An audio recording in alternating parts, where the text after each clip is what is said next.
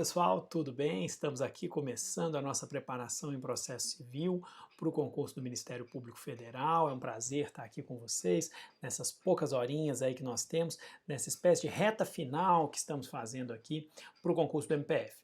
Fico feliz de você estar aqui com a gente, da gente poder trabalhar rapidamente alguns conteúdos que eu acho que vão ser importantes para o desenvolvimento aí de um bom resultado para vocês na prova do MPF. Primeiro, fazer um comentário geral. O nosso examinador de processo civil, como você sabe, o querido colega Marcelo, nunca foi examinador de concurso. Não é? Então é a primeira vez, está estreando aí como examinador de concurso.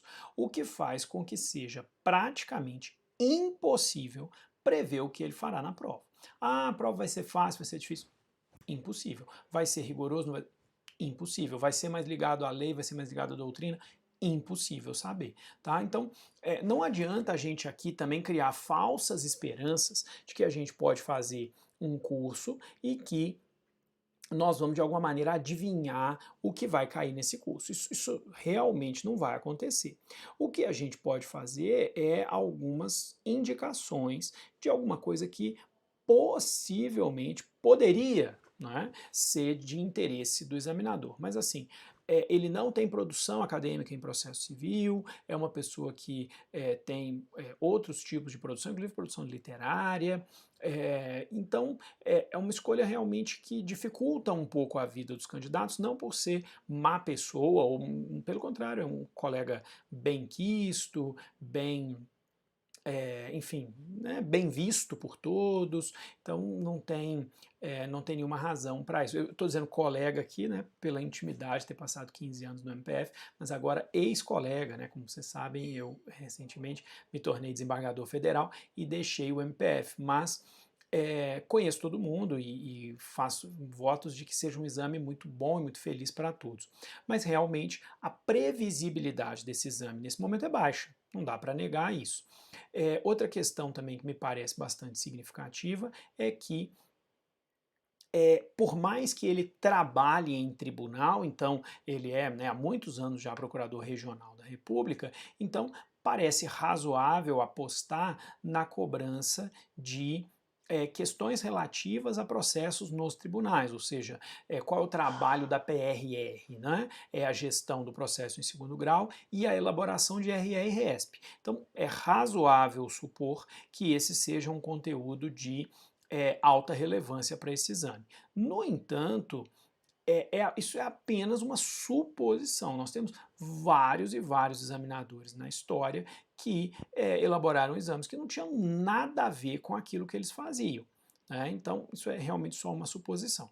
Então, como nós só temos 2 horas juntos aqui, o que eu optei por fazer aqui com vocês foi o seguinte: eu optei por pegar um resumo geral das principais decisões do STJ nos últimos anos. Então peguei aquilo que o STJ decidiu de mais relevante, impactante em processo civil nos últimos anos, para tentar traçar um panorama dessa visão que o STJ tem sobre o processo civil nos últimos anos e com isso permitir que a gente dialogue um pouco entre nós, né? Que a gente possa conversar um pouco mais e recordar um pouco sobre as questões do processo civil. Então, não é que eu esteja dizendo aqui que eu ache que o Marcelo vai cobrar predominantemente matéria de jurisprudência. Não é isso. De novo, não tem como saber. Eu só peguei os precedentes do STJ porque eles são uma matéria que, como todos sabemos, é recorrente em concursos em geral e porque a partir deles a gente pode discutir alguns outros assuntos, certo? Então tá aí para vocês, ainda tá até o meu slide aí como procurador da República, né? Recordar é viver, ficou a capa aí como procurador da República, mas como vocês sabem, eu estou já há um mês e pouco aí fora do MPF e nessa dinâmica aí de iniciar um novo cargo, iniciar uma nova carreira, em alguma medida como vocês, né? Iniciando aí uma carreira nova. O primeiro tema que eu trago para vocês é o tema dos precedentes vinculantes.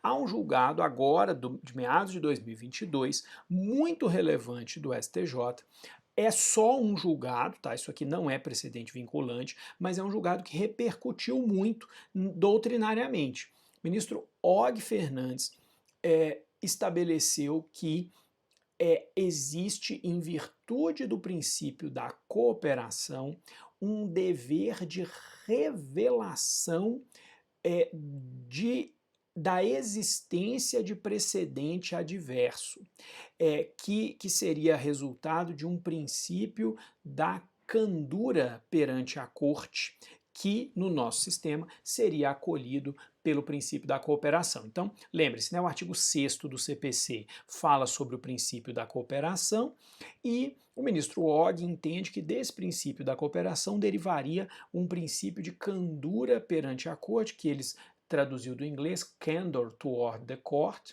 e que disso derivaria o dever de expor precedente vinculante adverso, duty to disclose adverse authority, né? Então é o dever de que, se você sabe da existência de um precedente vinculante aplicável ao caso,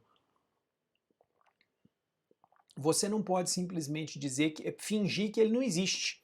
Né? Você não pode fingir que ele não existe. Você precisa revelar esse precedente, e não revelar esse precedente implica a imposição de multa cominatória. Então, o que aconteceu nesse caso foi que a União litigou contra um precedente, na verdade a União litigou alegando um precedente, e o próprio precedente incluía uma modulação temporal à qual a União não fez referência.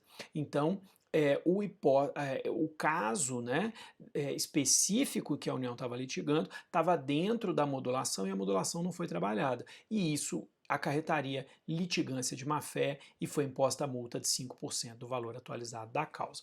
É muito interessante isso, devo dizer que estou totalmente de acordo com esse julgado. Acho que, de fato, se nós queremos fazer funcionar um sistema de precedentes obrigatórios, ou precedentes vinculantes, ou precedentes qualificados, ou decisões qualificadas, enfim, tem muita polêmica de nomenclatura, como vocês sabem, né? O direito gosta das polêmicas bobas de nomenclatura.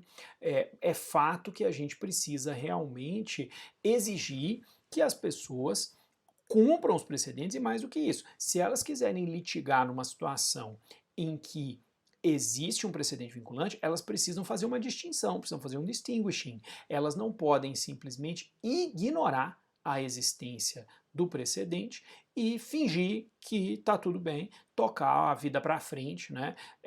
E deixar o tribunal julgar com o precedente numa espécie de se colar, colou. Não vou falar nada desse precedente, se colar, colou. Isso significaria litigância de má-fé. Então, primeira discussão que a gente faz aqui, pegando o princípio da cooperação. Aproveito para lembrar para vocês que numa das obras mais importantes sobre cooperação, que é a de Daniel Mitidiero, o professor Mitidiero estabelece ou defende que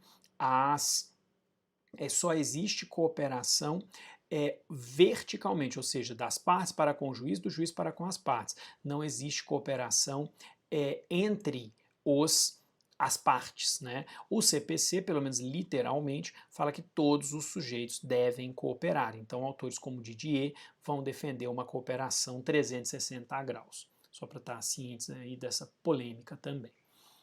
Outra questão é a atuação das associações de municípios. O STJ tinha uma linha jurisprudencial, tinha um julgado até importante, dizendo que as associações de municípios, que são entidades privadas, porém criadas por entidades de direito público. Então, a associação de município é uma coisa curiosa, né? Porque você tem um ente que é de direito privado, criado por entes que são de direito público. E, eventualmente, essas associações de municípios queriam litigar teses que eram favoráveis, benéficas a todos os municípios. E o STJ disse que não podia. O STJ tinha uma linha jurisprudencial restringindo a atuação das associações de municípios. Em 2022, em maio de 2022, a Lei 14.341 previu o regime das associações de municípios criadas como pessoa jurídica de direito privado, na forma da lei civil, cuja adesão é ato discricionário do chefe do Poder Executivo, ou seja, o Legislativo não precisa autorizar o prefeito a entrar em associação de município, e os municípios podem ser filiados a mais de uma associação, e aí lá